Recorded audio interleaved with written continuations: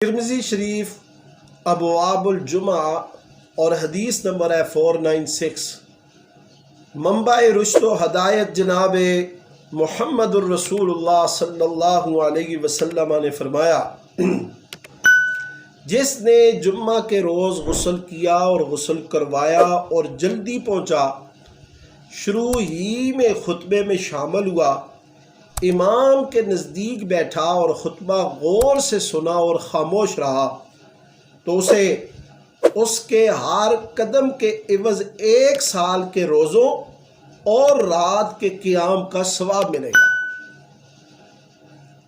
آج ہم مسلمانوں کی میجارٹی کو دیکھتے ہیں کہ وہ جب جمعہ خطیب خطاب شروع کرتا ہے تو اس وقت آتے ہیں، یا پھر سنتوں کا ٹائم دیا جاتا ہے تو اس ٹائم نزول فرماتے ہیں۔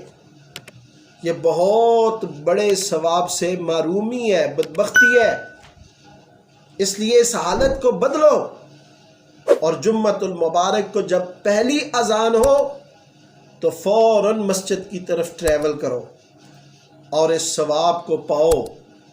حدیث مبارکہ کے الفاظ ہیں، کان لہ بکل خطوۃ یخطوہا اجر سنۃ صیامہا و قیامہا، کہ ہر قدم پر اسے 1 سال کے روزوں اور رات کے قیام کا ثواب ملے گا۔